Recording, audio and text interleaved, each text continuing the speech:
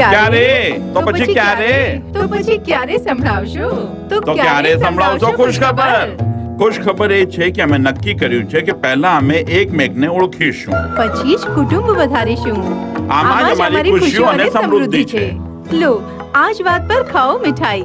વાત તો સાચી જ છે. લગ્ન પછી ઓળખો એકબીજાને, પછી ઘરમાં લાવો ત્રીજાને. ગર્ભ નિરોધક ગોળી કે કોન્ડોમ. પતિ પત્ની કરે વિચાર, સ્વસ્થ નારી સ્વસ્થ પરિવાર. નમસ્કાર. કાર્યક્રમ સ્વસ્થ ભારતમાં આપ સૌ દર્શક મિત્રોનું હાર્દિક સ્વાગત છે. મિત્રો, કાર્યક્રમ સ્વસ્થ ભારતમાં અમે આરોગ્યલક્ષી જુદા જુદા વિષયો લઈને આપની સમક્ષ ઉપસ્થિત થઈએ છીએ, જે અંતર્ગત આજનો વિષય છે દાંતના રોગો અને તેની સારવાર.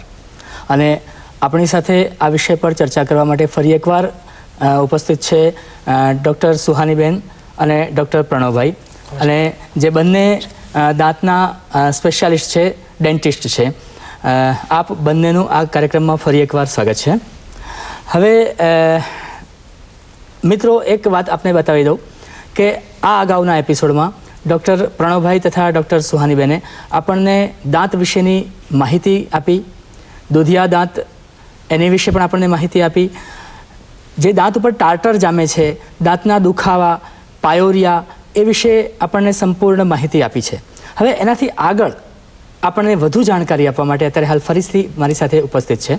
અને હું ડૉક્ટર પ્રણવભાઈ એમ કહું કે તમે ગઈ વખતે એવું કહ્યું હતું કે આપણે 10 મિનિટ કે 15 મિનિટ સુધી જે દાંત સાફ કરીએ કે બ્રશ કરીએ એનું કોઈ મહત્ત્વ નથી, પણ જો એને ટુ ધ પોઈન્ટ સાચી પદ્ધતિથી જો દાંતને આપણે સાફ કરીએ તો એનું વધારે સારું મહત્ત્વ છે, અથવા એ વધારે સારી રીતે દાંત એનાથી સાર સંભાળ લઈ શકાય છે, અથવા દાંત સારી રીતે સાફ થાય છે. તો એની સાચી પદ્ધતિ કઈ, એ જરા અમારા દર્શક મિત્રોને એનું ડેમોન્સ્ટ્રેશન આપશો? ચોક્કસ. દાંત સાફ કરવાની સાચી પદ્ધતિ સમજાવતા પહેલા બેઝિકલી બ્રશ કરવાનો આપણો મેઇન ઉદ્દેશ એક જ છે કે દાંતના દરેક ભાગમાં લાગેલો, ચોંટેલો કે ભરાયેલો ખોરાક બ્રશ થકી સાફ થાય. નહીં કે 10 કે 15 મિનિટ આપણે દાંતને બ્રશ કરી અને દાંતને સફેદ. દાંત ક્યારે લાંબો સમય બ્રશ કરવાથી સફેદ થતા નથી. ઉપરથી દાંતને ઘસારો લાગે છે, જે લાંબા સમય કળતરના રૂપમાં પરિણમે છે. એટલે હવે આપણે આ દાંત સાફ કરવાની સાચી પદ્ધતિ તમને સમજાવું. બેઝિકલી આપણે આપણી ઓરલ કેવિટીને 6 વિભાગમાં વહેંચવાની હોય છે. એટલે કે ઉપરના આગળના દાંત, ઉપરના આ સાઈડના, ઉપરના આ સાઈડના, એવી જ રીતે નીચેના આગળના, નીચેના સાઈડના અને નીચેના સાઈડના. એ 6 વિભાગના બહારનો ભાગ અને અંદરનો ભાગ, એટલે ટોટલ 12 વિભાગમાં જો સરસ રીતે બ્રશ થઈ જાય તો પછી કોઈ ચિંતા કરવાની જરૂર હોતી નથી. હવે એ માટે મોડિફાઈડ બાસ નામની પદ્ધતિ સૌથી વધારે પ્રચલિત છે. જો એનું ડેમોન્સ્ટ્રેશન હું તમને બતાવું તો જનરલી દર્શક મિત્રો, આપણે જે પણ બ્રશ કરતા હોઈએ એમાં આપણે એ બ્રશના બ્રિસ્ટલ્સ જે હોય છે એ 90 ડિગ્રીએ રાખતા હોઈએ છીએ, એટલે કે 90 અંશના કાટખૂણે આ રીતે આપણે એને બ્રશ કરતા હોઈએ છીએ. પરંતુ એ ખૂબ જ ખોટું છે, જેનાથી દાંતને ઘસારો લાંબા સમય પડતો હોય છે. એની જગ્યાએ દાંતના આ બ્રશના બ્રિસ્ટલ્સ એ 45 ડિગ્રીએ રાખવાના હોય છે, કે જેથી હાફ ઓફ ધ બ્રિસ્ટલ્સ એ આપણા દાંત ઉપર રહે અને હાફ ઓફ ધ બ્રિસ્ટલ એ આપણા પેઢા પર રહે, કે જેથી દાંત સાફ પણ થાય અને સાથે સાથે પેઢા પણ સાફ થાય. હવે દાંતના મેં કીધું એ પ્રમાણે કે ઉપરના દાંતના 3 વિભાગ હોય, આગળનો અને બંને સાઈડના. તો સૌથી પહેલાં બહારના વિભાગથી જો આપણે શરૂઆત કરીએ તો આવી રીતે એને લગભગ 15 થી 20 વખત આવી રીતે એક વિભાગમાં સાફ કરવાનું હોય છે. પછી એનો એ જ બ્રશ આપણે એને સાઈડમાં લઈ જઈ અને 45 ડિગ્રીએ રાખી એક વિભાગને બીજા સાફ કરો. એવી જ રીતે આ બાજુ સાઈડ કરવાનું હોય છે. હવે વાત આવે અંદરના ભાગને કેવી રીતે સાફ કરવું. જનરલી આપણને અંદરની સાઈડ બ્રશ કરતાં ફાવતું નથી હોતું. એ હું તમને આજે શીખવું છું. આ આપણો બ્રશ છે, આ આપણા ઉપરના દાંત છે. બ્રશને આવી રીતે 45 ડિગ્રીએ રાખી અને અંદર તરફ આવી રીતે બ્રશ કરવાનું હોય છે. એવી જ રીતે આ બ્રશને થોડોક આમ તમે 45 ડિગ્રી આ બાજુ ટિલ્ટેડ કરશો એટલે આ બાજુના અંદરના દાંતને બ્રશ કરી શકાશે. અને એવી જ રીતે આ બ્રશને થોડોક આમ ટિલ્ટેડ કરી અને આ બાજુના દાંતને અંદરની સાઈડ પર બ્રશ કરી શકાશે. આગળના જે દાંત છે એને આપણે સીધા રાખીને કરવાનું છે, બાજુના 45 ડિગ્રી અને આ બાજુ 45 ડિગ્રી. બસ બ્રશને ખાલી આમ મૂવમેન્ટ આપશો એટલે 45 ડિગ્રી થઈ જશે. ઉપરના જડબાની વાત થઈ. હવે નીચેના જડબાના દાંત, નીચેના જડબાની વાત કરીએ તો આ નીચેનું જડબું છે. જેમ મેં કીધું એ પ્રમાણે કે 45 ડિગ્રી રાખી અને બહારના ક્વોડ્રન્ટને સાફ કરવાનું હોય છે. બરાબર છે? એટલે આગળના, નીચેના આગળના દાંત, નીચેના એવી જ રીતે અંદરની સાઈડના દાંત, એવી જ રીતે આ નીચેના અંદરની સાઈડના દાંત થયા. હવે આમાં પણ આપણને નીચેમાં અંદરની સાઈડમાં બ્રશ કરતા નથી ફાવતું હતું, કે ઘણા લોકો કરી જ નથી શકતા. તો એમાં આ બ્રશને તમારો આવી રીતે 45 ડિગ્રી પણ ડાઉનસ્ટેર નીચેની બાજુ ડાયરેક્શનમાં રાખવાનો હોય છે અને પછી એને આવી રીતે મૂવમેન્ટ આપવાની હોય છે, કે જેથી નીચેનો અંદરનો ભાગ સાફ થશે. એ જ બ્રશને તમે થોડોક આ બાજુ ટિલ્ટેડ કરશો એટલે એ નીચેના અંદરની સાઈડનો આ રીતે બ્રશ થશે, અને એ જ બ્રશને આવી રીતે ટિલ્ટેડ કરશો એટલે નીચેનો આવી રીતે અંદરની સાઈડનો બ્રશ થશે. હું માનું છું ત્યાં સુધી નીતિશભાઈ આટલું કરતા હાર્ડલી 2 થી 3 મિનિટ લાગતી હોય છે. બરાબર છે. જો આની આ વસ્તુ 10-15 મિનિટ તમે કરો તો ડેફિનેટલી તમારા દાંતનું ધીમે ધીમે એનામેલ ઘસાય અને લાંબા સમયે એ કળતરમાં પરિણામે એ ચોક્કસ છે. દર્શક મિત્રો, આવી રીતે બ્રશ કરશો તો તમારા દાંતને કોઈ નુકસાન પણ નહીં થાય અને દાંતનો દરેક વિભાગ સાફ ચોક્કસથી થઈ જશે. બહુ જ સરસ રીતે આપણે અમારા દર્શક મિત્રોને આ ડેમોન્સ્ટ્રેશન કર્યું. અને મિત્રો, જો આ રીતે જો આપણે દાંત સાફ કરીશું તો કચરો તો દાંતમાંથી નહીં જ રહે, પણ બીજું નુકસાન થતું પણ અટકશે. અને હવે ડૉક્ટર સુહાનીબેન, મને એ સવાલ થાય છે કે આવી રીતે ડાપણની દાઢ જે આવતી હોય છે અમુક ઉંમરે, એ ડાપણની દાઢ શું છે અને એના વિશે આપ અમારા દર્શક મિત્રોને જણાવશો? હા, પહેલાં તો એ વાત કહી દઉં કે ડાપણની દાઢ એ સૌથી છેલ્લી આવતી દાઢ છે અને ડાપણની દાઢને ડાપણ સાથે કોઈ સંબંધ નથી. સામાન્ય રીતે ડાપણની દાઢ આવવાની ઉંમર 18 થી 25 વર્ષની માનવામાં આવે છે. કેટલીક વખત જ્યારે ડાપણની દાઢ આવતી હોય ત્યારે સામાન્ય દુખાવો થતો હોય છે, પણ આખી બહાર આવી જાય પછી દુખાવો એની જાતે બંધ થઈ જાય. પણ અમુક કેસમાં શું હોય કે જડબામાં ડાપણની દાઢને સમાવવાની જગ્યા ના હોય, એટલે કે દાઢને સમાવવા માટે જડબાની સાઇઝ નાની પડતી હોય, તો એવે વખતે ડાપણની દાઢ પૂરેપૂરી બહાર નથી આવી શકતી. પણ કુદરતી નિયમ મુજબ એ બહાર આવવા પ્રયત્ન કરે છે અને એના પરિણામ સ્વરૂપે એની બાજુની દાઢ ઉપર થોડું દબાણ ઉત્પન્ન કરે છે, જેના પરિણામે અસહ્ય દુખાવો દર્દીને થતો હોય છે.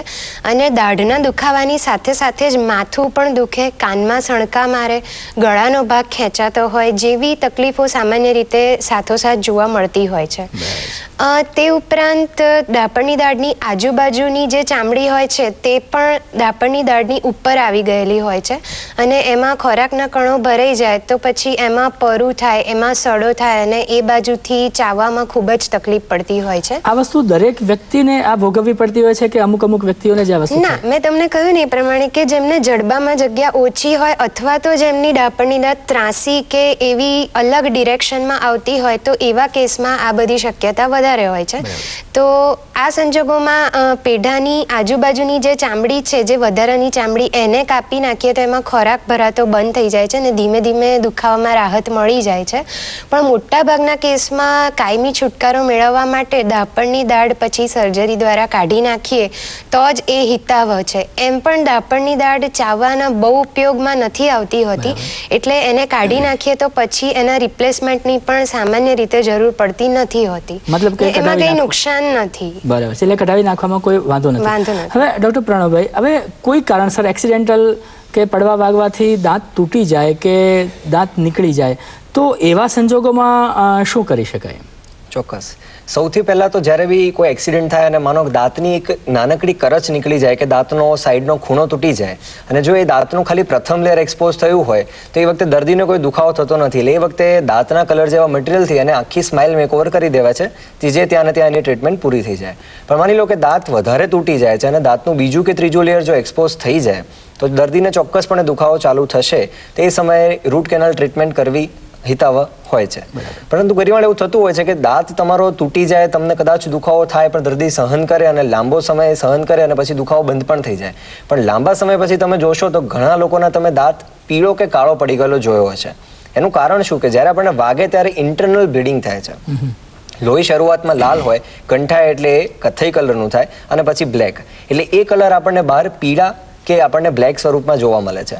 એટલે આમાં થાય શું કે દાંત આખો ડેડ થઈ ગયો. આ લેવલે પણ જો સારવાર ન થાય, કારણ કે દુખાવો નહીં હોય એટલે દર્દી હજી પણ બતાવવા કદાચ નહીં જાય.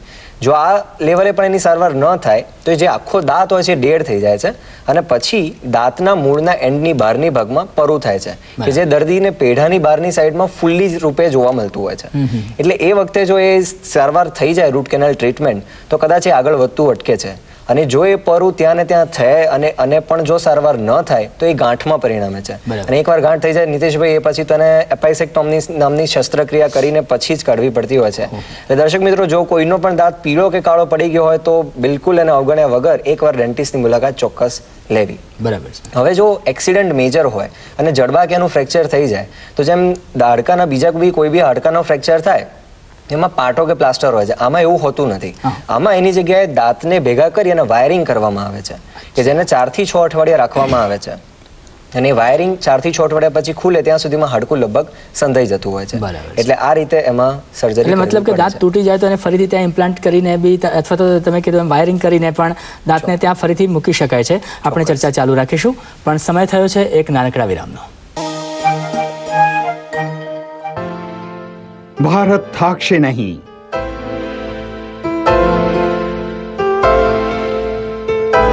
ભારત ઊંઘશે નહીં. ભારત હારશે નહીં. આપણું ભારત સ્વસ્થ ભારત. ભારતમાં 3 કરોડ કરતા વધુ લોકોને ડાયાબિટીસ અને 2 કરોડ લોકોને હૃદય રોગ છે. નિયમિત કસરત કરો, ફળ શાકભાજીઓ ખાઓ, સ્વસ્થ રહો, તળેલા ખોરાકની ચરી પાડો, ડોક્ટરની સલાહ લો.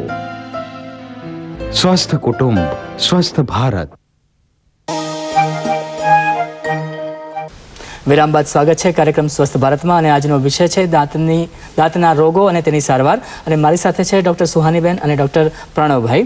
હવે ડૉક્ટર સુહાનીબેન, આપણે અમુક લોકોમાં એવા જોવામાં આવે છે કે એના વાંકા ચૂકા દાંત હોય છે, કેટલાકને આગળ હોય છે કે ઉપર નીચે હોય છે, તો આની કોઈ સારવાર હોય છે ખરી? હા, આના માટે ઓર્થોડોન્ટિક ટ્રીટમેન્ટ કરીને સારવાર હોય છે. પહેલાં તો એ કે કેટલાક લોકોના દાંત કુદરતી રીતે જ વાંકા ચૂકા હોય છે, જ્યારે અમુક લોકોમાં જ બાળપણમાં અમુક અંગૂઠો ચૂસવાની આદત હોય કે જીભ ચાવવાની આદત હોય કે હોઠ ચાવવાની આદત હોય, મોઢેથી શ્વાસ લેવાની ટેવ હોય, તો આ બધી આદતોના લીધે અમુક ચોક્કસ પ્રકારનો ફોર્સ જનરેટ થાય છે, એના લીધે દાંત બહાર પડતા થોડાક આવી જાય છે. એ સિવાય લગભગ જ્યારે દુધિયા દાંત પડતા હોય અને કાયમી દાંત આવતા હોય, એટલે કે 6 થી 12 વર્ષના સમયગાળા દરમિયાન થોડું ઘણું દાંતમાં માલ અલાઇનમેન્ટ એ એક નેચરલ પ્રોસેસ છે, જે કુદરતી રીતે થોડું ઘણું એડજસ્ટ થઈ જતું હોય છે. પણ જો 12 કે 14 વર્ષની ઉંમર પછી પણ દાંતમાં માલ અલાઇનમેન્ટ દેખાય તો પછી એમાં ઓર્થોડોન્ટિક ટ્રીટમેન્ટ કરાવવી પડતી હોય છે. આ ટ્રીટમેન્ટની આઈડિયલ એજ 12 થી લગભગ 18-19 વર્ષ સુધીની ગણી શકાય, કારણ કે આ એજ દરમિયાન જડબાનો ગ્રોથ થતો હોય છે, એટલે એ ગ્રોથ પેટર્નનો ઉપયોગ કરીને દાંતને જડબામાં યોગ્ય જગ્યાએ ખસેડી ને એનું સુવ્યવસ્થિત અલાઇનમેન્ટ મેળવી શકાય. અને આ 1 થી 2 વર્ષ જેવું ચાલતી ટ્રીટમેન્ટ હોય છે, એટલે લાંબી કહી શકાય, અને પેશન્ટનું ખૂબ જ કમિટમેન્ટ માંગી લે એવી ટ્રીટમેન્ટ છે. પણ જો યોગ્ય સમયે યોગ્ય રીતે ટ્રીટમેન્ટ થઈ જાય તો ખૂબ જ સુંદર પરિણામ આપે છે, અને આખું સ્માઇલ મેક ઓવર થઈ જાય, બિલકુલ અલાઇનમેન્ટમાં દાંત ગોઠવાઈ જતા હોય છે. મતલબ કે જો આ રીતે 2 વર્ષ સુધી દર્દીએ આવવું પડે, પણ એમ કરવાથી એના દાંત એકદમ સુવ્યવસ્થિત થઈ જાય, એકદમ સરસ થઈ જાય. બરાબર છે. હવે ડૉક્ટર પ્રણવભાઈ, હવે આજકાલ કોસ્મેટિક ડેન્ટિસ્ટ્રી પણ કંઈક બહુ પ્રચલિત છે, આના વિશે અમારા દર્શક મિત્રોને માહિતી આપશો? ખૂબ જ સાચી વાત છે. કોસ્મેટિક ડેન્ટિસ્ટ્રી આજકાલ ખૂબ જ પ્રચલિત છે. એમાં તમે દાંતનો સાઇઝ, શેપ અને શેડ જેવું તમે ઈચ્છો એવું તમે કરી શકો છો. જેમ મેડમે વાત કરી એ પ્રમાણે કે વાંકા ચૂકા દાંત હોય તો તમે સ્માઇલ મેકઓવર ઓર્થો ટ્રીટમેન્ટથી કરો. મેં તમને આગળ કીધું એ પ્રમાણે કે દાંતની કોઈ ધારી કે અણી તૂટી ગઈ હોય તો એને બી તમે દાંતના કલર જેવા મટીરિયલથી આખું રીબિલ્ડઅપ કરી શકો છો. સાથે સાથે ઘણા લોકોને તમે જોયું હશે કે ફ્લોરોસિસ એટલે કે ફ્લોરાઇડના, જે પાણીમાં ફ્લોરાઇડનું પ્રમાણ વધારે હોય તો ફ્લોરાઇડના ડાઘા હોય છે એકદમ બ્રાઉન કલરના. એ ડાઘાને પણ તમે બ્લીચિંગ નામની સારવારથી બંધ કરી શકો છો કે દાંત એકદમ પાછા એમનો રંગ આવી શકે છે કે સફેદ રંગ. એની સાથે બી વિનિયરિંગ નામની ટ્રીટમેન્ટ બી અવેલેબલ છે. વિનિયરિંગમાં અમે દાંત પર આખું એક લેયર મૂકી દેતા હોય છે દાંતના કલરના મટીરિયલનું, એટલે એ આખું ડાઘ કોઈ પણ હોય તે છુપાઈ જાય છે. સાથે હવે તો તમને વાત કરું તો ડાયમંડનો જમાનો છે, પણ દાંતમાં ડાયમંડ મૂકી શકાય? એ બધાને એક સવાલ થતો હોય છે કે દાંતમાં અને વળી ડાયમંડ. પણ હા, હવે દાંતમાં પણ યુવતીઓ માટે ખાસ આજકાલની યંગ જનરેશન ખૂબ જ આ ટ્રીટમેન્ટને પણ આગળ વધારે છે, એટલે દાંતના કોર્નરના ભાગમાં ડાયમંડ મુકાતો હોય છે દાંત ઉપર, કે જેથી જ્યારે સ્માઇલ કરે ત્યારે એમના દાંત પર એકદમ શાઇનિંગ આવે. એટલે પર્ટિક્યુલરલી મેરેજ વખતે બી બ્રાઇડલ જે વુમન હોય છે એ પર્ટિક્યુલરલી એમના જે બી પહેરવેશ હોય એ કલરનો ડાયમંડ, એમાં પણ કલરિંગ આવતા હોય છે. એટલે સાઈઝ, શેપ અને બધું જ તમે એ પ્રમાણે કરી શકો. એટલે મતલબ કે જેમ આપણે ચહેરા ઉપર કોસ્મેટિક લગાવીએ છીએ એમ દાંત પણ કોસ્મેટિક થાય છે. અચ્છા, હવે દાંતમાં ઇમ્પ્લાન્ટેશન કરવામાં આવે છે એવું આપણે જણાવ્યું, તો આ ઇમ્પ્લાન્ટેશન એટલે શું? આપણા જડબા સાથે સ્ક્રૂની જેમ દાંત ફિટ કરવામાં આવતો હોય છે? એટલે બેઝિકલી સ્ક્રૂ એટલે એ ટાઈપનો સ્ક્રૂ ના આવે જે આપણે સમજતા હોઈએ છીએ. બહુ લાંબા રિસર્ચ પછી એ સ્પેશિયલ ઇમ્પ્લાન્ટ બનતા હોય છે. એટલે બેઝિકલી અત્યાર સુધી આપણા ત્યાં કેવું હતું કે કોઈ દાંત તમારો પડી જાય કે પડાવી દઈએ હોય તો એ દાંતને રિપ્લેસમેન્ટ કરવા માટે ફિક્સ દાંત બનાવતા હતા, કે જેમાં આજુબાજુના દાંતને ઘસી અને એના પર ફિક્સ બ્રિજિંગ કરવાનું હોય છે. પરંતુ હવે લેટેસ્ટ કન્સેપ્ટ પ્રમાણે એવું છે કે આપણે આજુબાજુના દાંતને અડ્યા વગર એ જ જગ્યાએ હાડકામાં ડ્રીલ કરી અને સ્ક્રૂ બેસાડીએ છીએ અને લાંબા 4 કે 6 મહિના પછી એની ઉપર દાંત બેસાડી શકાય છે, કે જેનો ફાયદો એ મળે કે આજુબાજુના દાંતને આપણે અડવું પડે નહીં. આમાં જડબાને કોઈ નુકસાન ન થાય? કોઈ જ નુકસાન જડબાને થાય નહીં. એટલે જ એ જડબા સાથેનું ઇન્ટિગ્રેશન થાય એના માટે જ 4 થી 6 મહિનાનો સમય એને ફાળવવામાં આવે છે. એ પછી જ એના પર ઇમ્પ્લાન્ટેશન કરવામાં આવે છે. જેમ બધા દાંત પડાવી દેવા પછી આપણા ત્યાં ચોકઠું પહેરવાની સિસ્ટમ છે, પણ ચોકઠું જનરલી હવે લોકોને ફાવતું નથી હોતું. એનું સાઇઝ, શેપ બધું એ રીતનું હોય છે. તો એમાં પણ ફૂલ માઉથ ઇમ્પ્લાન્ટેશન કરી અને એના પર ફિક્સ દાંત બનાવી શકાય છે, કે જેથી તમે કાયમી ધોરણે તમે એનાથી ચાવી શકો છો. બરાબર છે. હવે ડૉક્ટર સુહાનીબેન, એક વિચાર આવે છે કે આમ તો આમ જનતામાં વ્યસનો બહુ હોય છે, તમાકુ, બીડી અથવા તો મસાલા ખાવાની ટેવ હોય છે, તો શું આના કારણે દાંત ઉપર ખરાબ અસર થાય ખરી? બહુ જ અગત્યની વાત કરી તમે નીતિશભાઈ. તમાકુ, બીડી, સિગરેટ એ બધાના વ્યસનથી ખરેખર દાંત અને આખા મોઢાની ચામડીને ઘણું નુકસાન થતું હોય છે. ઘણા લોકો, તમને ખ્યાલ, બધા દર્શક મિત્રોને પણ ખ્યાલ હશે એમ કે ઘણા લોકો તમાકુ, સોપારી વગેરે પેઢામાં અંદર દાંતમાં મૂકી રાખતા હોય છે અને એ જગ્યાએ મોઢામાં ભરી રાખતા હોય છે ચોક્કસ જગ્યાએ. તો લાંબા સમય સુધી એ ભરી રાખવાથી ત્યાંની ચામડીમાં ચોક્કસ પ્રકારના ફેરફારો થતા જોવા મળે છે. ત્યાં પહેલાં તો તમને બળતરા થવાની શરૂ થાય, પછી એ જગ્યાએ ક્યારેક સફેદ ડાઘા પણ જોવા મળે, ક્યારેક અમુક ટાઈપનો ગ્રોથ એટલે કે વધારાની ચામડી જોવા મળે, ક્યારેક એમાં ચાંદું પડેલું જોવા મળે જે લાંબા સમય સુધી રહે અને જલ્દી રૂજાય નહીં. ધીમે ધીમે મોઢું ખુલતું બંધ થઈ જાય, મોઢાની ચામડી ખૂબ જ જાડી થઈ જાય અને દર્દીને મોઢું ખોલવામાં તકલીફ પડે. આ બધા જ લક્ષણો કેન્સર તરફ દોરી જનારા છે. એટલે આમાંથી કોઈ પણ પ્રકારના લક્ષણો જો કોઈને ક્યારે દેખાય કે ધ્યાનમાં આવે તો તરત જ ડેન્ટિસ્ટનો સંપર્ક કરી દેવો, જેથી વહેલામાં વહેલી તકે નિદાન થઈ શકે. કારણ કે આમાં આ વસ્તુ જ્યારે પ્રી કેન્સરસ સ્ટેજમાં, એટલે કે હજુ કેન્સર થયું નથી પણ થવાની શક્યતા છે એવા કેસીસમાં એને પ્રી કેન્સરસ સ્ટેજમાં જ ડાયગ્નોસ કરીને સ્ટોપ કરી દે તો કેન્સર થતું અટકાવી શકાય. અને કેન્સરની શરૂઆત થઈ ગઈ હોય તો પણ જેટલું વહેલું તબક્કામાં નિદાન કરી શકાય એટલી જલ્દી અને એટલી વ્યવસ્થિત સારવાર મળી શકતી હોય છે. મતલબ કે વ્યસન આમ તો ખરાબ છે અને વ્યસન કરવાથી દાંત ખરાબ થઈ શકે અને કદાચ આ વસ્તુ તમને કેન્સર સુધી દોરી જઈ શકે છે. આપણે ચર્ચા ચાલુ રાખીશું, પણ સમય થયો છે એક નાનકડા વિરામનો. આ તો ગજબ વાત છે. શું થયું? શ્યામાના સસરાને દવાખાને લઈ ગયા છે. ના નિમોનિયા થયો છે, ના મેલેરિયા થયો છે. કહે છે કે બ્લડ પ્રેશર વધી ગયું છે. અરે ગાંડી થઈ ગઈ છે શું? આ તો શહેરનો રોગ છે. પણ શ્યામાના સસરા તો ગામડાના જ છે. ભારતમાં 3 કરોડ કરતા વધુ લોકોને ડાયાબિટીસ અને 2 કરોડ લોકોને હૃદય રોગ છે. નિયમિત કસરત કરો, ફળ શાકભાજીઓ ખાઓ, સ્વસ્થ રહો, ડોક્ટરની સલાહ લો. હવેથી અમે ધ્યાન રાખીશું અને ડોક્ટરથી પણ સલાહ કરીશું. વિરામ બાદ સ્વાગત છે કાર્યક્રમ સ્વસ્થ ભારતમાં અને આજનો વિષય છે દાંતના રોગો અને તેની સારવાર. અને મારી સાથે છે ડૉક્ટર સુહાનીબેન અને ડૉક્ટર પ્રણવભાઈ. હવે આપણે જે કહ્યું કે વ્યસન આવા બધા હોય છે, તો શું સુહાનીબેન વ્યસન છૂટી શકે ખરા? ચોક્કસ છૂટી શકે. દર્દીની પોતાની સ્વયં શિસ્ત અને મક્કમ મનોબળ હોય એ તો પહેલી વાત છે. પણ હવે નિકોટિન રિપ્લેસમેન્ટ થેરાપી અવેલેબલ છે, જેમાં ચોક્કસ ટાઈપની ચિંગમ્સ વગેરે આવતું હોય છે, જેમાં નિકોટિન કન્ટેન્ટ લગભગ નહીવત હોય છે. પણ ગ્રેજ્યુઅલી તમે એના પર શિફ્ટ થઈ જાઓ અને ધીમે ધીમે પછી એ આદત છૂટી જતી હોય. એવી રીતે ઇલેક્ટ્રોનિક સિગરેટ્સ પણ આવે છે જેમાં નિકોટિન કન્ટેન્ટ બહુ ઓછું હોય છે, એટલે તમને સ્મોકિંગ કરતા એવી ઇફેક્ટ આવે પણ નિકોટિનથી જે નુકસાન થતું હોય એ નથી થતું. મતલબ કે એના ઉપર તમે ધીમે ધીમે જઈ અને છોડી શકો છો. હવે અવેલેબલ. અચ્છા ડૉક્ટર પ્રણવભાઈ, હવે એક મેં આજકાલ જોયું છે કે બાળકોમાં દાંતની તકલીફો બહુ વારંવાર વધુ જોવા મળે છે. બાળકોના દાંત વારંવાર સડી જતા હોય છે, તો આજકાલ બાળકોમાં તકલીફ કેમ જોવા મળે છે? એનું મુખ્યત્વે કારણ છે કે નીતિશભાઈ, બજારમાં મળતી ચોકલેટ, આઈસ્ક્રીમ, પેસ્ટ્રી, કેક જે પહેલાના સમયમાં બહુ ઇઝીલી ઉપલબ્ધ નહોતું, હવે બહુ ઇઝીલી એ વસ્તુ ઉપલબ્ધ થવા માંડી. પાછું કે વિદેશથી આવતી ચોકલેટો કે જે ચોકલેટો છે કે એકદમ સ્ટીકી હોય છે, કે જે દાંતમાં ચોંટી રહેતી હોય છે.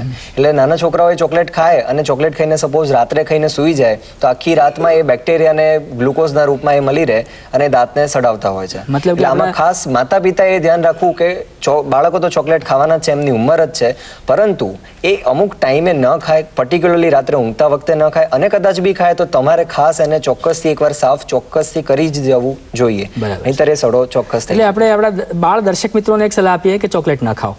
અને માતા પિતાને સલાહ આપીએ કે જો ચોકલેટ ખાતા હોય બાળકો તો એમના દાંત બરાબર સાફ કરવાના રાખો.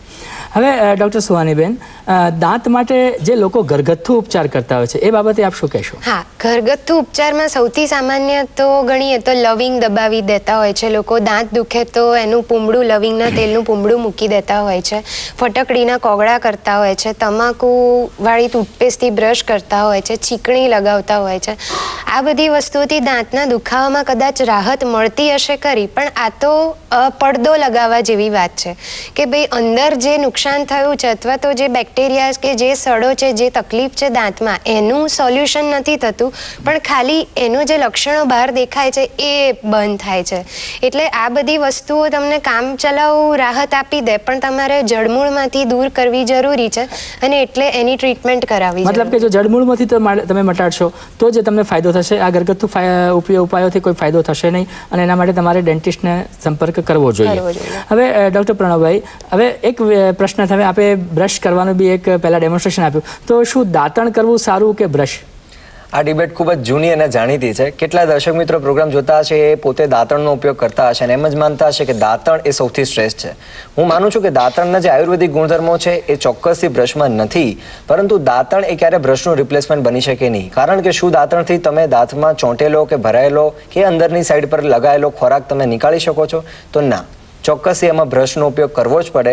એટલે એનું રિપ્લેસમેન્ટ ક્યારેય ન થઈ શકે. દાંતણ કરતા હો તો દાંતણની જોડે બ્રશ કરવો તો જરૂરી છે જ, બાકી એ રિપ્લેસમેન્ટ ના થઈ શકે. મતલબ કે આપ દાંતણ કરતા હો તો બી અઠવાડિયામાં એકાદ બે વખત બ્રશ બી કરવાનો આગ્રહ રાખો. અઠવાડિયામાં એક બે વાર નહીં, રોજ બ્રશ તો કરવો જ જોઈએ. દાંતણ એની સાથે કરો તો ચાલે, પણ બ્રશનું એ રિપ્લેસમેન્ટ કોઈ જ થઈ શકે નહીં. અચ્છા, તો સુહાનીબેન, આપણા કાર્યક્રમના અંતમાં આજના વિષય બાબતે અમારા દર્શક મિત્રોને શું સંદેશ આપશો? હા, સૌથી પહેલી વાત તો એ કે સૌએ રાત્રે સૂતી વખતે ખાસ અને સવારે ઉઠીને એમ 24 કલાકમાં 2 વખત તો બ્રશ ચોક્કસપણે કરવું જોઈએ અને અઠવાડિયામાં બે વખત લગભગ ડેન્ટલ ફ્લોસ કરીને દાંતની વચ્ચેથી સાફ કરવાનું એક આવે છે, એનાથી સાફ કરવું જોઈએ. ખોરાક લીધા પછી તરત જ કોગળા કરીને સફાઈ કરી દેવી જોઈએ અને બને ત્યાં સુધી જમવાની વચ્ચે ચોંટે એવા ખોરાક લેવાની આદત થોડી ઓછી રાખવી જોઈએ. ટૂથપીકથી જે દાંત ખોતરવાની આદત હોય છે એ કરી શકાય ખરી? હા, એટલે દાંતની વચ્ચે જગ્યાઓ થઈ ગઈ હોય તો બીજી કોઈ વસ્તુથી સાફ કરવાના બદલે ટૂથપીકથી કરીએ તો એમાં કંઈ ખોટું નથી. બરાબર છે. ડૉક્ટર પ્રણવભાઈ, આપ શું સંદેશ આપશો? હું એક જ સંદેશ આપીશ કે પહેલું સુખ તે જાતે ન રહ્યા. એટલે જો આરોગ્ય તમારું સારું હશે તો ચોક્કસથી તમારી પૂરી લાઈફ એકદમ સરસ રીતે જશે. આરોગ્ય સારું ત્યારે જ થાય જ્યારે તમે પૌષ્ટિક અને સુવ્યવસ્થિત ખોરાક ખાઈ શકો, અને સારો ખોરાક તમે ત્યારે જ ખાઈ શકો કે જ્યારે તમારા દાંત વ્યવસ્થિત હોય. આ તમારો એન્ટ્રી પોઈન્ટ છે. જો આ જ પોઈન્ટ એકદમ વ્યવસ્થિત હશે તો તમારી બાકીનું બધું જ તમારી શરીર આખું એકદમ સુવ્યવસ્થિત ચોક્કસ રહેશે.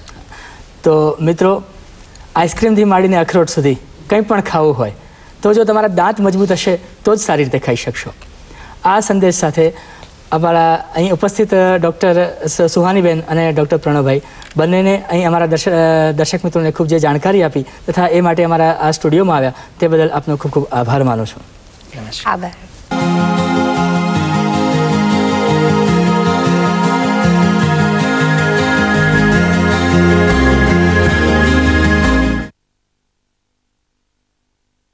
સુંદર દેખાવું તે દરેક સ્ત્રીની ઈચ્છા હોય છે, પણ તેના માટે જરૂર હોય છે એક સ્વસ્થ શરીરની, સ્વસ્થ મનની.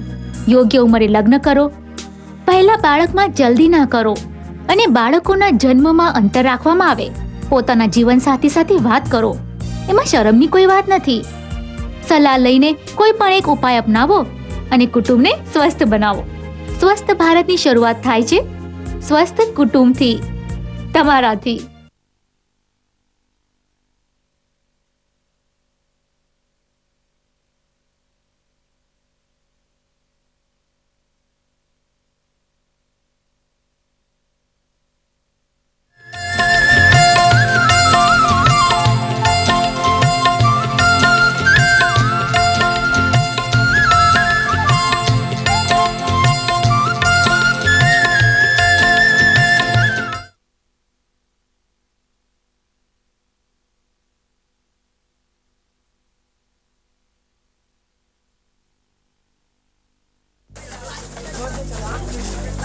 એ જોજો જો. હા.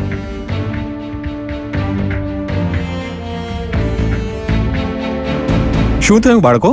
બસમાં બેસતા પહેલા અમારી અમુક માંગણી છે. કેવી માંગણી? તમે પણ ઝડપથી નહીં ચલાવો. તમે સ્પીડ લિમિટ ક્રોસ નહીં કરો. ખોટી રીતે ઓવરટેકિંગ નહીં કરો. તમે સીટ બેલ્ટ બાંધશો. બસ ચલાવતી વખતે મોબાઈલનો ઉપયોગ નહીં કરો. ક્યારે ટ્રાફિક સિગ્નલ જમ્પ નહીં કરો. જ્યારે તમે બધા ટ્રાફિક રૂલ્સ ફોલો કરશો ત્યારે જ અમે તમારી બસમાં ટ્રાવેલ કરીશું. બાળકો સમજુ થઈ ગયા. હવે આપણે પણ થઈ જવું જોઈએ. સૌથી મોટું શિક્ષણ સડક પર સુરક્ષા. સપના ભર્યું નિર્મળ આ બાળપણ છે ને ખીલવા દો. આ નાની ઝાકળ બૂંદો છે એને નવી સવારથી મળવા દો. બસ ભણે લખે રમે કૂદે પંખી બનીને એને ઉડવા દો. બાળપણની આ ઉડાણને લગ્નના બંધનમાં ન બાંધો. યાદ રાખો, છોકરીના 18 વર્ષ અને છોકરાના 21 વર્ષ પહેલા લગ્ન કરવા એ કાનૂનન અપરાધ છે. આ બાળપણ છે ને ખીલવા દો. સારું છે. હા, કોની હારે વાત કરી રહ્યા હતા હસી હસીને? ખેડૂત કોલ સેન્ટર નિષ્ણાત સાથે ખેતીની સલાહ લેતો તો. સવારે પણ બપોરે પણ?